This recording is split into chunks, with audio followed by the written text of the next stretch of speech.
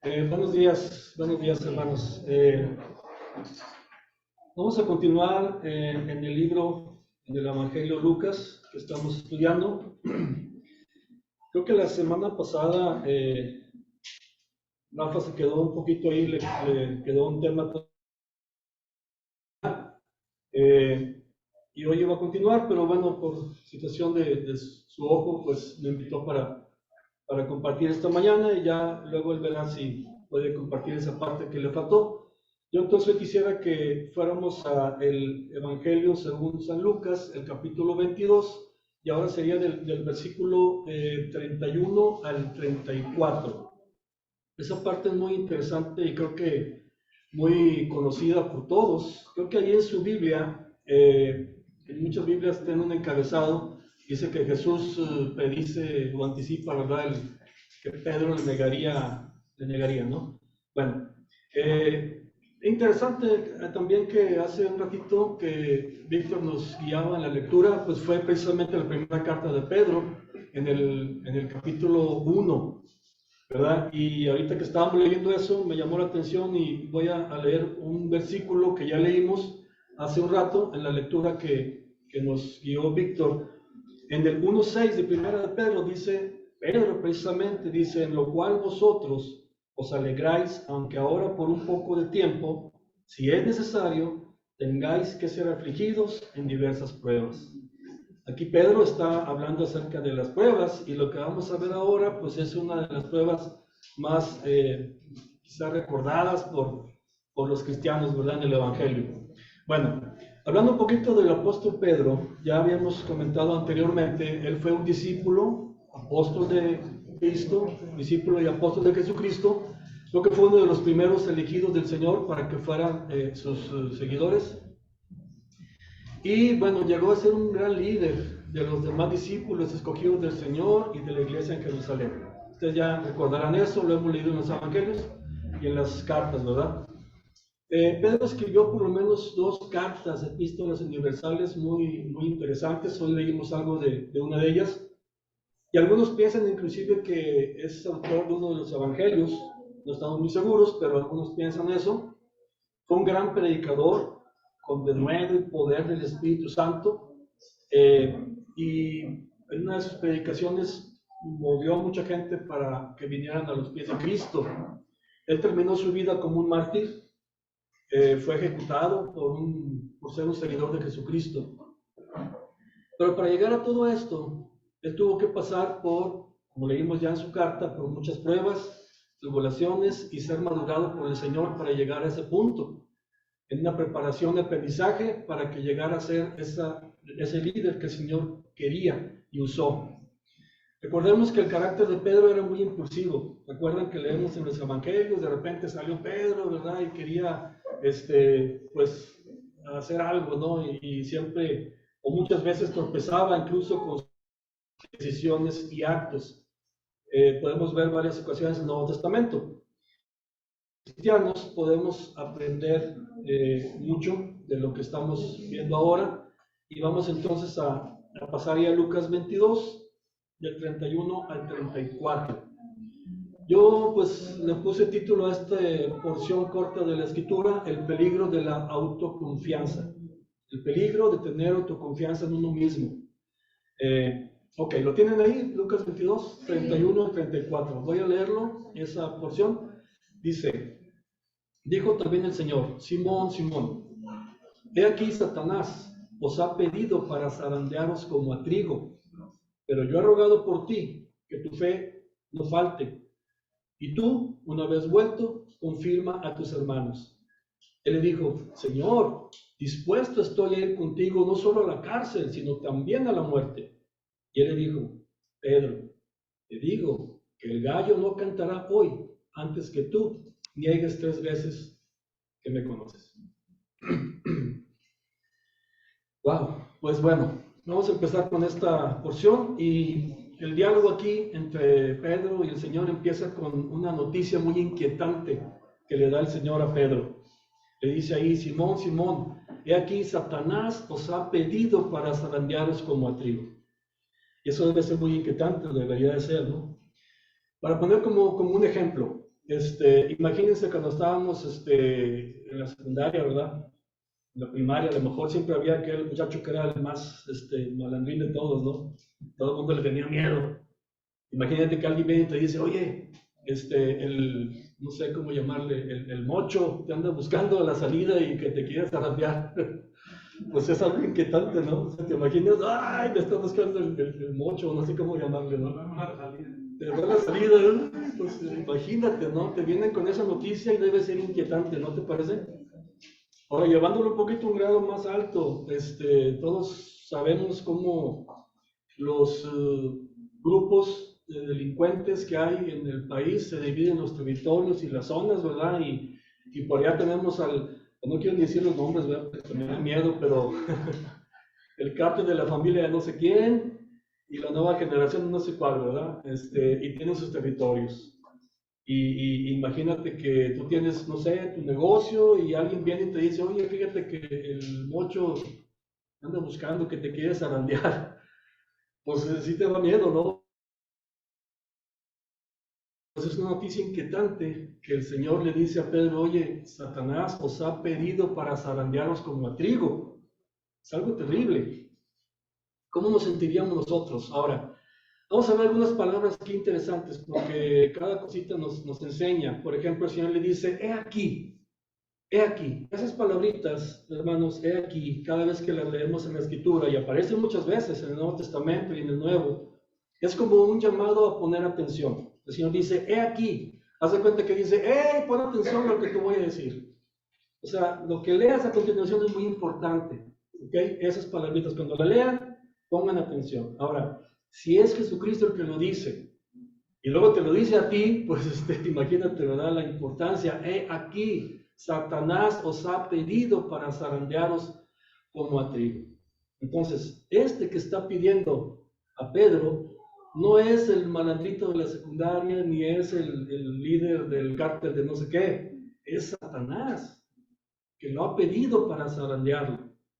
Entonces, eso debe ser bastante inquietante. Ahora, en comparación con nosotros, Satanás tiene mucho más poder. ¿Estamos de acuerdo? Afortunadamente no es todopoderoso, como es nuestro Padre, pero tiene mucho más poder que tú y que yo.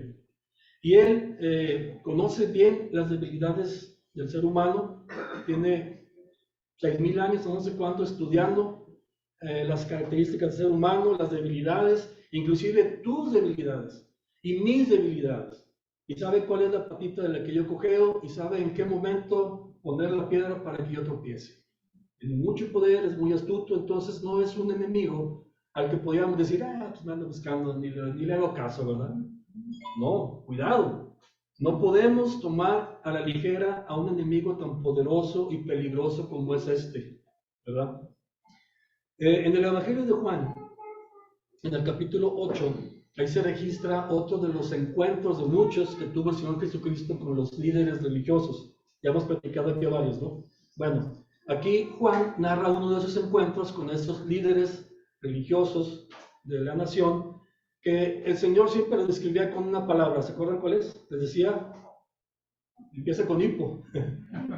Hipócritas, ¿verdad? Bueno, estos querían matar a Jesús. Y el Señor les dice en Juan 8:44, si lo quieren leer ahí, si no aquí yo se lo voy a leer, Juan 8:44. El Señor le dice, vosotros sois de vuestro padre el diablo, y los deseos de vuestro padre queréis hacer. Y luego dice, él ha sido homicida desde el principio, homicida, asesino de hombres, y lo sigue siendo. Entonces, si Satanás encuentra la oportunidad, él va a querer matar a ti o a tu familia, a tus hijos. Entonces, no es un enemigo al que podamos decir, pues no me da miedo. No, hermanos, es un enemigo de temer. Él está dispuesto a todo. Así es el diablo. Hablo ahora a los Corintios, si quieren buscar la segunda, a los Corintios. Vamos a ver qué dice él, hablando acerca de este personaje que es el enemigo, adversario nuestro, del Señor y de todos los cristianos. Vamos primeramente a 2 Corintios 2, segunda a los Corintios 2:11. Segunda a los Corintios 2:11 dice aquí, el apóstol Pablo, para que Satanás no gane ventaja alguna sobre nosotros, pues no ignoramos sus maquinaciones. ¿Qué quiere decir con esa palabra de maquinaciones? Pues que siempre está pensando, ideando y viendo la forma en que te va a atacar a ti, o que va a atacar a la iglesia, o que me va a atacar a mí. Siempre. Entonces, no es un enemigo que debamos de ignorar. Ahora, en el capítulo 11 de 2 Corintios, ya que estamos, vean qué más nos dice Pablo ahí, primero a los Corintios y también pues para nosotros como iglesia, dice así: y no es maravilla, porque el mismo Satanás se disfraza como ¿qué, hermanos? Como ángel de luz. Que es alguien que trae beneficio para tu vida, inclusive alguien que viene de parte de Dios. Y mire, una de las estrategias más efectivas, digamos, de Satanás es hacer pensar a todo el mundo que no existe. Cuando te dicen, no, es que el diablo, pues tú estás loco si no existe. Claro que existe, pero a él le beneficia que la gente piense que no existe, porque él trabaja sin ningún problema. Se disfraza como ángel de luz. Entonces, cuidado, hermanos, con este anuncio que Jesucristo le da a Pedro y que creo que también puede aplicar muchas veces para nosotros. Ahora, hablando de Pedro, en su carta primera, que estábamos viendo hace un rato en el tiempo de la lectura, pero ahora en capítulo 5, ya muchos años después de lo que estamos viendo ahora, Pedro ya más maduro escribe sus cartas en el 5:8 de Primera de Pedro, versículo muy conocido por todos. Dice Pedro: sed sobrios y velad, porque vuestro adversario el diablo, como león rugiente, anda alrededor buscando a quien devorar. Y mira que es que el diablo te esté persiguiendo, que el diablo te tenga en la mira. Imagínate que te digan eso, ¿verdad? Pues que como dije ahorita, el mocho, no sé qué, te anda buscando para zarandearte, ¿verdad? Y de repente sales a la calle y ves que tienes aquí en tu pecho una lucecita roja, ¿verdad? Ya sabes qué significa. Bueno, pues exactamente, imagínate que el diablo te tiene en la mira. Entonces Pablo dice, sed sobrio y velad, no te duermas, porque él está buscando, el que se duerme, a ese va a devorar. Y así es el tamaño de esto, hermanos. Entonces, es algo muy serio. Él os ha pedido, dice el versículo 1, Él os ha pedido. Y eso es interesante porque nos recuerda una vez más que el diablo no tiene toda autoridad. El diablo tiene que pedir permiso para poder atacar o golpear a uno de los hijos de Dios. Entonces eso nos da cierta tranquilidad. Recordemos el caso de Job, que ya hemos estudiado, e inclusive cada semana hay un estudio de Job.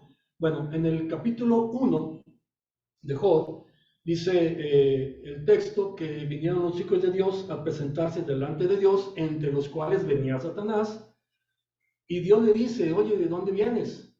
Pues de andar por el mundo y rodear la tierra, ¿verdad? O algo así.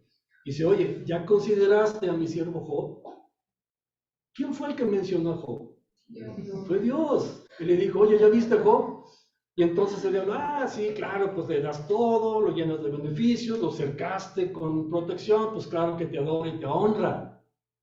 Pero luego dice el versículo 11 de Job 1, dice, pero extiende ahora tu mano y toca lo que tiene y verás si no blasfema contra ti en tu misma presencia. Y dijo Jehová a Satanás, he aquí, todo lo que tiene está en tu mano, solamente no pongas tu mano sobre él. Y salió Satanás delante de Jehová. O sea, Dios le da permiso, pero le dice, hasta aquí vas a llegar, no vas a ir más allá. En el capítulo 2 viene otra vez el diablo, le pide otra vez permiso y le da un poquito más. Pero aquí el punto es que Dios está en control. Dios sabe lo que está pasando. Nuestro Dios no es ausente, hermanos. No está mirando para otro lado cuando viene la prueba o la tentación a tu vida. Él sabe lo que sucede. Él está atento ahí. Y no solamente eso, ahorita vamos a ver más en la escritura, pero Él sabe cuál es el límite y establece el límite hasta donde el diablo te puede tentar o te puede atacar, porque Él conoce perfectamente. Y miren, en el Nuevo Testamento Hay una también hablando de lo que escribe Pablo a los Corintios, pero ahora en la primera carta hay un texto que creo que nos puede ayudar mucho y tenerlo siempre en nuestra mente en estos momentos de pruebas o de tentaciones. Primera de los Corintios 10:13. Primera de los Corintios 10:13, que reafirma de alguna manera lo que estamos leyendo o viendo en Job. Primera de los Corintios 10:13 dice: no os ha sobrevenido ninguna tentación que no sea humana, pero fiel es Dios, que no os dejará ser tentados más de lo que podéis resistir, sino que también dará juntamente con la tentación la salida para que podáis soportar.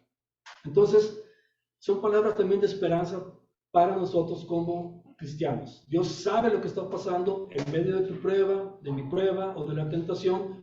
No está Él distraído, volteando para allá. Él sabe y le ha establecido hasta dónde puede el diablo atacar tu vida o mi vida. No va a pasar de ahí. Y todavía más, Él va a dar, junto con la prueba, la salida.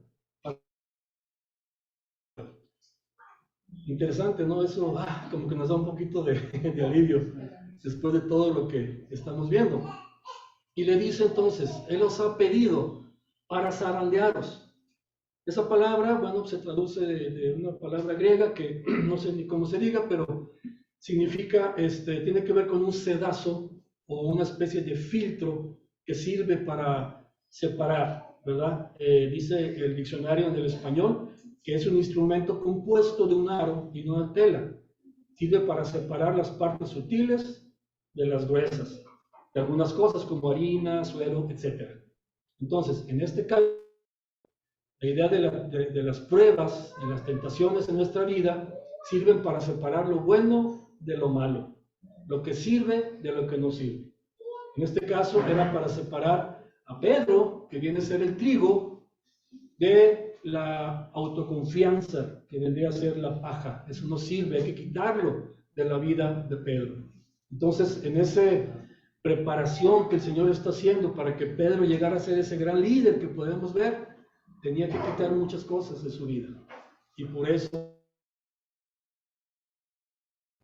Bien, estamos en Lucas 22, ahora el versículo 32.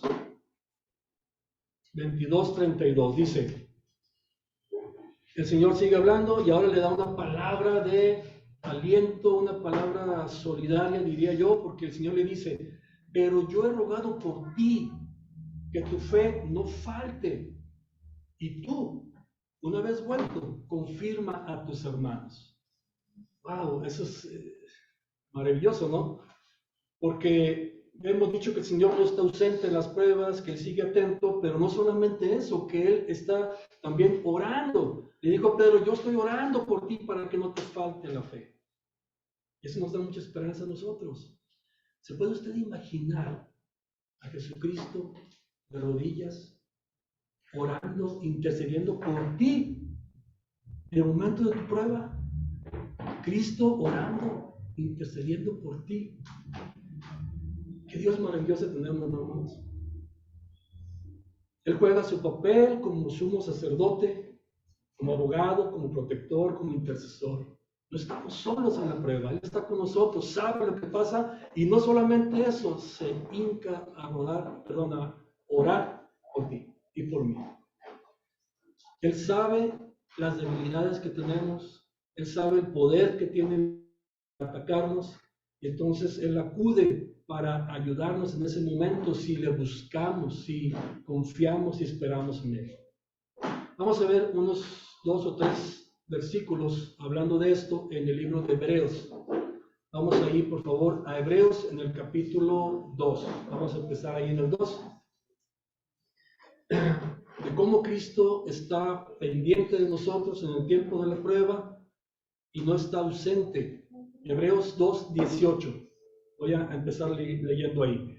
Dice, pues en cuanto Él mismo padeció siendo tentado, es poderoso para socorrer a los que son tentados. Él sabe lo que es la tentación. Él sabe el poder de Satanás. Cristo mismo fue tentado en el desierto por Satanás. Él pudo resistir a esa tentación, citando la palabra de Dios y resistiendo al diablo. y Él sabe lo que sucede. Ahora, en el capítulo 4,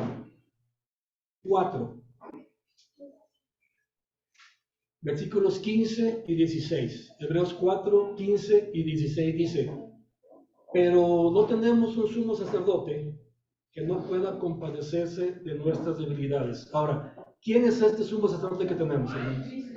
Exactamente, no tenemos un sumo sacerdote que no pueda compadecerse de nuestras debilidades, sino uno que fue tentado en todo, según nuestra semejanza, pero sin pecado. O sea, Él sabe lo que es la tentación, según nuestra semejanza.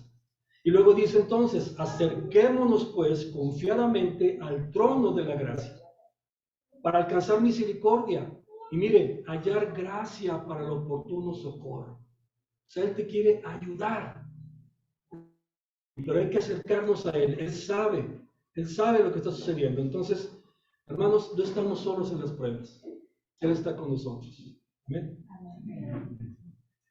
Y es interesante lo que dice ahora, regresando a Lucas 22, 32 ahora. Ese pasaje no lo perdamos porque es lo que estamos estudiando. Pero mire, aquí se esconde una promesa, veo yo, es una promesa muy bonita, porque el Señor le dice a Pedro: una vez vuelto, le dice el Señor. O sea, el Señor está diciendo, afirmando a Pedro que volverá. O sea, no le está diciendo: si puedes tu prueba, entonces, no. Una vez vuelto, confirma a tus hermanos. Una vez vuelto, o sea, aquí hay una esperanza de que el Señor está detrás de esto y de alguna manera va a hacer que Pedro regrese, que pase por su prueba, que aprenda lo que tiene que entender. Hay una promesa escondida, hermanos, ahí. Y el Señor no solamente le dice que va a regresar, sino que lo va a restaurar en el ministerio para que establezca y confirme a sus hermanos. El cristiano, hermanos, nosotros tarde que temprano, cuando pasamos por pruebas, por tribulaciones, por caídas, vamos a regresar al Señor. El Señor nos va a traer de alguna manera, si realmente somos hijos de Él. Si no has creído, pues bueno, yo no sé. Y luego le dice: confirma a tus hermanos. Las pruebas, ya vimos, son con el propósito de edificarnos, edificar a la persona, de no confiar en nosotros mismos. Pero también en la prueba, después de pasar por ese tiempo, el Señor lo puede usar para testimonio para otras personas que también pasarán por esas pruebas. Otros que están observando también sabrán que pueden confiar y esperar en el Señor, siendo una esperanza. Ahora, en esta cosa del ser testimonio, ¿a quién vamos a ver? ¿A Pedro? ¿Ese va a ser el ejemplo? No, hermanos, el testimonio es ver lo que Dios hizo en la vida de Pedro, lo que Dios dijo en su palabra, lo que prometió a Pedro y cómo restauró a Pedro. Ese es el testimonio, ese es el ejemplo que vamos a ver. Y también saber que las promesas son para nosotros y también Dios me puede restaurar a mí y ayudar a pasar por la prueba. Eso es lo importante. Ahora, en el versículo, por eso le dice afirmar, a ver, ¿cómo dice? Perdón, es que... Y una vez vuelto, confirma a tus hermanos. Aquí en el versículo 31, no comenté eso, pero cuando dice os ha pedido, Satanás os ha pedido, el sentido es plural, o sea, Satanás está apuntando a todo el grupo. Pero ¿por qué ataca primero a Pedro? Porque en ese momento o ya era líder o estaba perfilándose para ser el líder, y Dios dijo, Satanás dijo: pues a este le voy a pegar primero, ¿verdad? Pero es plural y Satanás quería atacar a todo el grupo. Por eso el Señor le dice: una vez vuelto, confirma a tus hermanos con tu testimonio, con lo que pasa en tu vida. Entonces, luego de aprender esas pruebas, el Señor restaura en el ministerio a Pedro y le encarga que apaciente sus ovejas. Más adelante lo vamos a ver, pero recuerdan que después le dice: Pedro, ¿me amas? Sí, Señor, te amo. Pedro, ¿me amas? Sí, Señor, te amo. Y otra vez: Pedro, ¿me amas? Sí, Señor, sabes que te amo. Pues apacienta mis ovejas. Y entonces Pedro es el líder de la iglesia en Jerusalén y del grupo de discípulos. el Señor le restaura. Ya lo tenía planeado. Y miren, qué interesante, porque en la primera gran predicación de Pedro, que ya lo habremos leído ahí en Hechos capítulo 2, después de Pentecostés, cuando ya viene el Espíritu Santo sobre los discípulos, Pedro predica de una manera, hermanos, con un poder del Espíritu Santo, que la gente que le escuchó, conmovido hasta las lágrimas, se entregan al Señor. Pedro citando la Escritura y confirmando lo que habían escrito los profetas y cómo se cumplía todo en la persona de Cristo. 3,000 personas en esa primera predicación de Pedro, en la tarde, no sé, vinieron a los pies de Cristo. ¿Se imagina? Pero eso pasó después de un tiempo en el que Pedro tuvo que aprender el no tener confianza en sí mismo y depender del Espíritu Santo. Ahora, ¿cómo hacía Pedro para que le escucharan 3,000 personas en ese día? Pues yo no sé, pero así sucedió, ¿verdad? 3,000 personas. Y luego hay otro de 5,000, no recuerdo. Entonces, esa promesa que estaba escondida ahí, cuando le dice, una vez vuelto, confirma a tus hermanos, se cumple plenamente en el ministerio de Pedro, porque dependía de Jesús. Muy bien, y luego, continuando ahora el versículo 33 de Lucas 22, Pedro da una respuesta insensata. Yo diría una respuesta muy insensata, porque él dice, Señor, dispuesto estoy a ir contigo, no solo a la cárcel, sino también a la muerte. Y ahí se aventó Pedro, ¿verdad? Como el Pedro que era siempre, y tropieza, ¿no? Impulsado por su autoconfianza, se lanza a prometer al Señor que no solamente le iba a acompañar a la cárcel, sino a la muerte si fuera necesario. Y esto último sí pasó, por cierto, porque Pedro murió como un mártir, pero mucho después, cuando él ya había sido un hombre maduro en la fe. Entonces, la prueba, hermanos, muchas veces puede ser para nosotros, como a Pedro en ese momento, muy retadora y muy inspiradora. Y a lo mejor en un arranque de autodeterminación y hasta un golpe de adrenalina, digo, no, yo voy contigo, Señor, hasta la muerte si fuera necesario. ¿Y qué fue lo que pasó? Pues, hermanos, creo que no podemos dejarnos impulsar de esa manera, asegurando y prometiendo cosas que en la carne no podemos cumplir. Lo mismo hicieron los de Israel en el monte. ¿Recuerdan que hemos leído eso? Vamos ahí a Éxodo 19. Éxodo 19, versículo 7. Eso ya también lo hemos leído aquí. Éxodo 19, 7. Dice, entonces vino Moisés y llamó a los ancianos del pueblo y expuso en presencia de ellos todas estas palabras que Jehová le había mandado. ¿Y qué dijeron ellos? Bueno, y todo el pueblo respondió a una y dijeron, todo lo que Jehová ha dicho haremos. Y Moisés refirió a Jehová las palabras del pueblo. La pregunta es, ¿todo lo que dijo Jehová hicieron los de Israel? Pues no. También en un arranque, sí, Señor, lo que tú nos digas, vamos a cumplir. Pues no, hermanos, en la carne no podemos cumplir lo que el Señor nos pide. No podemos cumplir la ley. Tenemos que depender de un Salvador, que es Jesucristo. Aprender de esto, pues creo que ya estamos diciendo, ¿verdad?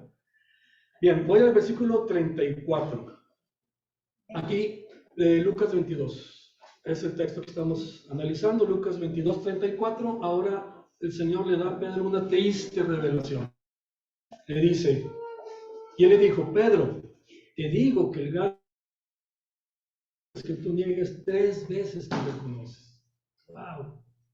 Qué triste revelación, ¿no? Porque Pedro estaba envalentonado y listo, le dice, no, Pedro, espérate la noche y vas a ver. Ando buscando un chueco, no sé cómo decirlo, ¿verdad?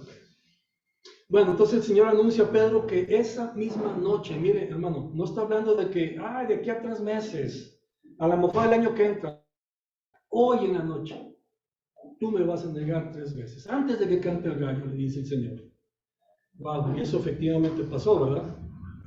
Nos enseña, entre otras cosas, hermanos, que no debemos prometer bajo el impulso de las emociones o de la carne, cosas que difícilmente pudiéramos cumplir, especialmente si se trata de prometerle a Dios. Mire, yo he visto Muchas veces en el tiempo que llevo de estar en la iglesia, en algunas iglesias, muchos jóvenes prometer entregar su vida en servicio a Dios. En algún campamento de jóvenes, en alguna conferencia de misiones, no sé. Y ahí están, ahí van y se salen al frente y oran y lo que tú quieras. Pues muchos de esos jóvenes, hermanos, no pasan ni 2 meses en lo que se caen. Muchos ya ni siquiera están en la iglesia, dejan la vida cristiana, etc. Por un impulso de las emociones. Entonces tenemos que entender que la carne nos engaña, las emociones también, engañoso es el corazón. Yo recuerdo especialmente un joven en una conferencia misionera y estaba muy emotivo el evento y sale uno, dice, pastor, yo te prometo que yo me muero en la raya contigo. Así fueron sus palabras. Hermanos, a los pocos meses el chavo ya no estaba ni en la iglesia. Yo espero que el Señor ya le haya restaurado y a lo mejor está ahora en el ministerio, y qué bueno. Pero en ese momento, igual que Pedro, se tropezó. Entonces, cuidado. Mire, de otra manera más clara no lo podemos encontrar. Si vamos a Eclesiastés capítulo 5, por favor. Eclesiastés capítulo 5, vaya ahí a su Biblia. Más o menos a la mitad va a encontrar Job, Salmos, Proverbios y luego Eclesiastés. Capítulo 5. ¿Lo tienen? Sí. Eclesiastés 5, 4. Dice, cuando a Dios haces promesa, place en los insensatos. Prometen y no cumplen, ¿verdad? Cumple lo que prometes. Y el versículo 5 dice, mejor es que no prometas y no que prometas y no cumplas. Y ahí está el caso de Pedro. Entonces, confiar en nosotros mismos, prometer cosas que no podemos, tenemos que aprender, hermanos, para no caer en ese mismo error.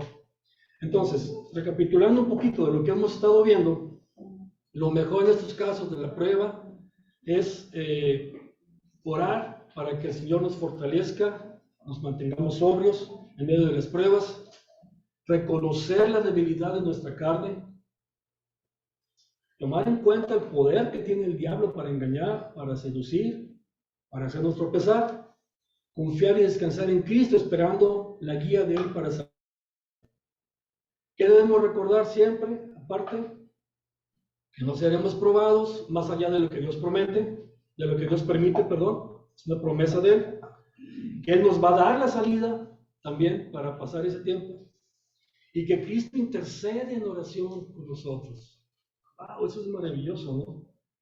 Y podemos terminar incluso siendo usados como ejemplo o como testimonio para otros que también tendrán que pasar por algún tiempo de prueba o tribulación.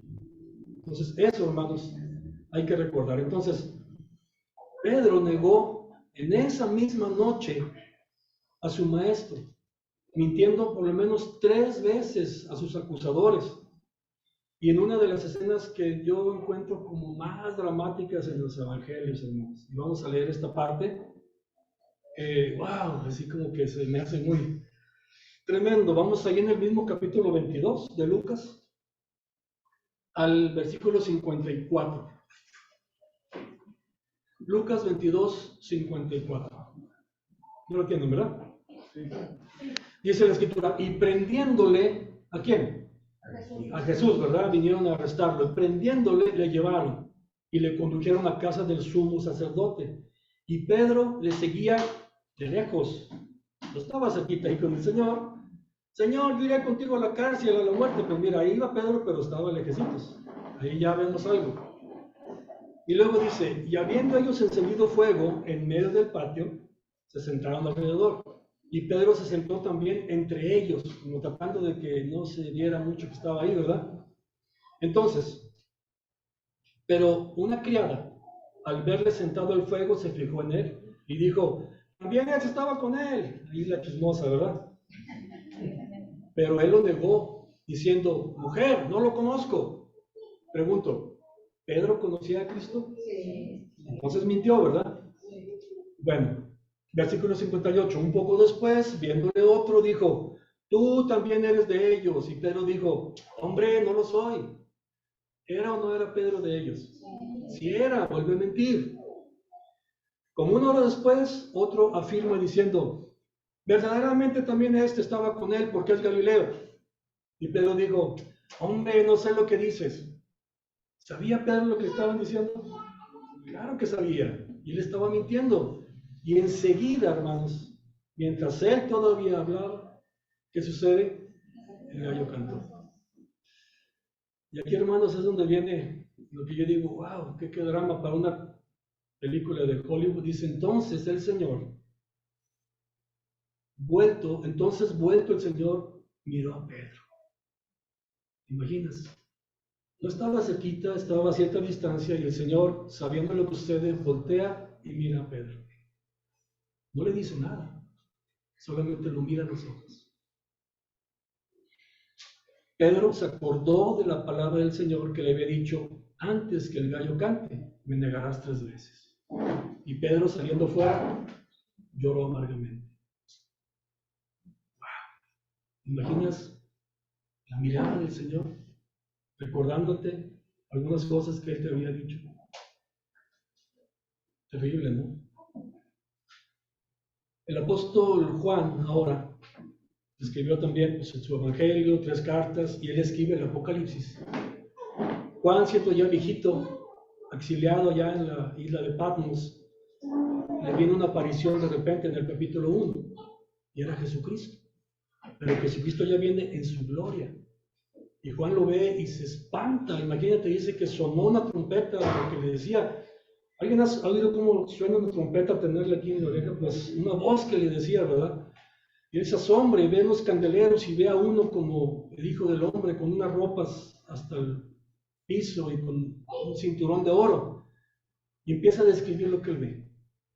En Apocalipsis 1:14 dice, su cabeza y sus cabellos eran blancos como blanca lana, como nieve, sus ojos como llama de fuego. La mirada de Cristo. Pero yo me imagino, hermanos, que esa mirada de fuego no es una mirada de acusación, de recriminación, una mirada que te quema. Pienso que es una mirada de amor, de ternura. Yo me imagino al Señor mirando a Pedro diciendo, ay Pedro, te hablé de esto. No quisiera que hubieras pasado por esto, pero es necesario para que tú crezcas. El Señor voltea y mira a Pedro. Recuerdo también el caso que vimos también aquí en Lucas, de Zaqueo, que quería ver al Señor, se monta en un árbol, el Señor lo ve a los ojos y le dice, Zaqueo, bájate de ahí, ¿qué estás haciendo? Vamos a tu casa a comer, ¿verdad? La mirada del Señor. Los cristianos, hermanos, también negamos muchas veces que conocemos al Señor. A lo mejor, no necesariamente mintiendo como hizo Pedro en este caso, pero con nuestros actos, con nuestras palabras o con algunas omisiones y disimulos por conveniencia delante de un mundo que aborrece a Dios, también negamos a Cristo. Creo que lo hacemos. No hace falta que mintamos como lo hizo Pedro. Entonces, creo que no debemos de ser tan duros en juzgar a este hombre, a Pedro, que a veces somos muy duros, ¿verdad? Sí, iba en la barca y se bajó y mira, ya se está hundiendo y cosas así, ¿no? Como que lo usamos como un mal ejemplo, ¿no? Incluso a lo mejor ese carácter que tenía Pedro impulsivo es algo que el Señor necesitaba para que fuera líder, pero había que moldear ese carácter, había que trabajarlo para que fuera maduro. Entonces, él aprendió sus lecciones, llegó a ser ese gran líder en la iglesia, escribir las cartas, y podemos aprender mucho de esta historia para no ser iguales que Pedro. Entonces, recordemos, hermanos, que hay un enemigo que quiere atacarnos, que quiere destruirnos. Recordemos que Cristo está ahí en medio de la prueba, orando por nosotros, nos da la salida. El diablo no va más allá de lo que él permite. Y debemos de no tener confianza en nosotros mismos cuando no es necesario, cuando no podemos confiar. Quisiera terminar aquí para dejar simplemente 2 preguntas ahí para reflexionar un poquito. Y la primera pregunta es esta: ¿cuántas veces negaremos a Cristo delante de otras personas antes de que amanezca mañana? Nosotros. No sé. Y la otra pregunta es, ¿cómo sentiríamos la mirada del Señor en ese momento. Para reflexionar, ¿verdad? Bien, hasta aquí, hermanos, voy a hacer una oración y continuamos.